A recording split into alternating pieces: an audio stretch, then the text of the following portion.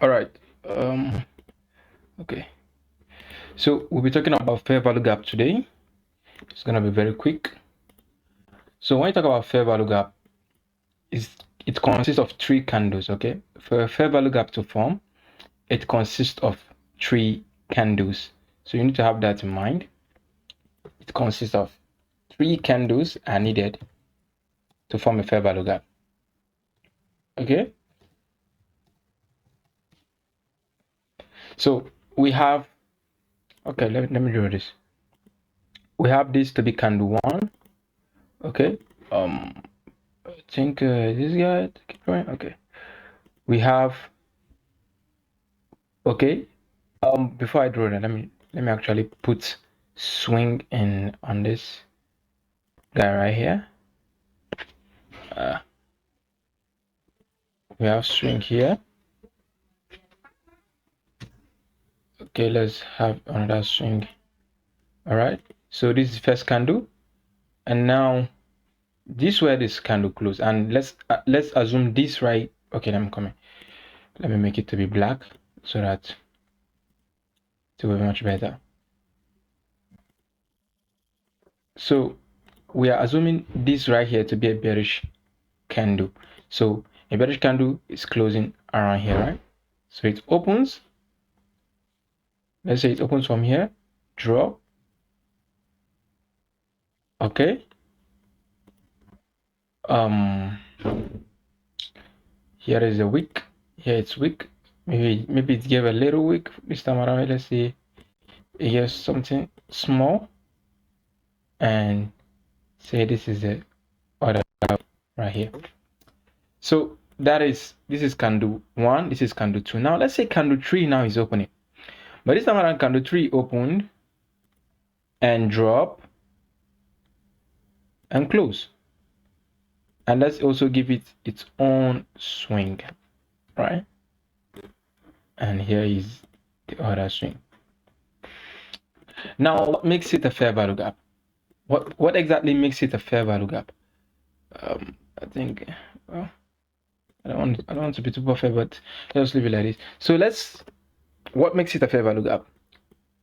What makes it a fair value gap is that the high of this candle, the high of this particular candle, which is this wick, all right, this wick did not trade to this low, the first candle wick. That is the lowest low of the first candle, which is this wick. Now you will notice that there is a space between this first candle low and this third candle's high. This space where we see price traded above creating this wick, all right, it didn't trade above to the wick. No, it didn't trade all the way here, all right. It only traded a bit, creating this wick, and now start dropping, forming this wick, and then close. The fact that it did not trade above, let's say it did not trade, say, to this place like this. I'm talking about something like this. You find out that this wick is the same place as this. Okay, so right here there's no fair value gap, but the fact that this third candle just traded to this place, leaving this space, that exactly is where your fair value gap is formed. So as someone who is starting, you will love to highlight it like this, something like this. Okay, so this space right here, that is your fair value gap. So this guy right here is your fair value gap. So what you'll be waiting for is to see price. What is this guy? Well, let me just use this. Let me use this. So now what we are waiting for to see the next candle to trade above. Okay, want to see price trade into this fair value gap, and then bang. That's what we're waiting for. So this is how you trade the fair value gap. You have to allow the three candle formation first, then you anticipate price to drive higher. So this is where you'll be going short. You won't say preferably if you are starting to trade the fair value gap, you put it above the third candle wick, something like this, you know. And your stop loss could be above or here, or it could be here, and then you can aim something for a starting 1:2. If you want to go too much, 1:3, you know. So that is it. This is what a fair value gap is. So the reverse is for bullish candle. So what I mean is that let me invert the, so you can see right here now, we just assume this guy bullish candle. So you can see this right here is a bullish fair value gap, and we're anticipating price to just drop into the fair value gap and bang. So let's go into an example immediately.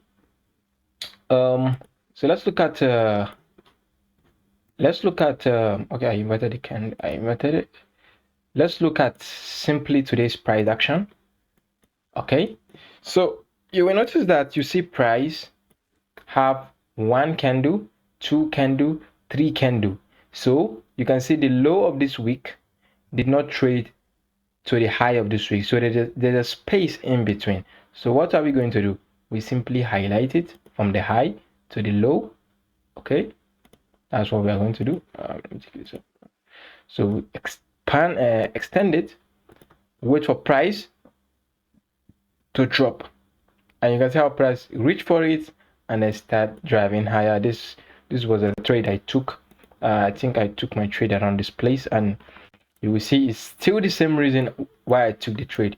You can see we have 1 candle, 2 candle, 3 candle. There's no fair value gap. Now you can see we have the first candle, we have second candle, and we have the third candle.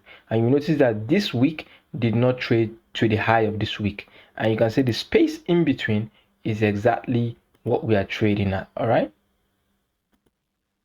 you can see how price dropped into this fair value gap, and you can see how price started driving higher with your simple 1:3. Like I said, put it below the wick or above the wick, depending on how you're anticipating price, you know, depending on where you're anticipating price to go to. In the case of bullish scenario, you can see we're putting it below the wick, so we simply target a 1:3, and that is exactly the trade I took today. So it's as simple as this. A fair value gap. This is what a fair value gap is. So let's look at more examples of a fair value gap. You can see we have this. You can see we have 1 candle, 2 candle, 3 candle, and you can see there's a space in between. The space in between is your fair value gap right here. That really makes sense. You can see we extend it. You can see how price reached for it started dropping. Let's see. Yeah, there are a lot of fair value gaps. Okay, so in terms of you just don't trade fair value gap, all right? But this is just examples of fair value gap. There is a way you trade the fair value gap, not just a random way of trading fair value gap, if that really makes sense. Now, if we should drop to okay, this is another example. You can see we have this candle right here.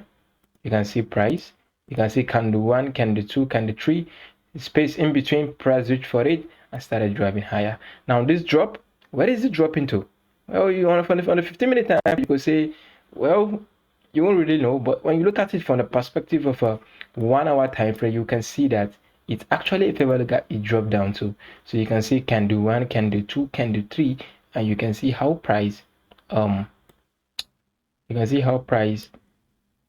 reached for it, and you can see how it started driving higher. So that is fair value gap.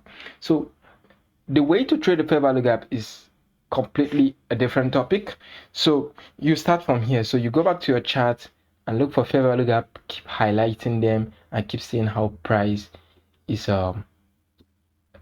respecting it. So to make it easier for you on when you should be looking at the fair value gap, you should be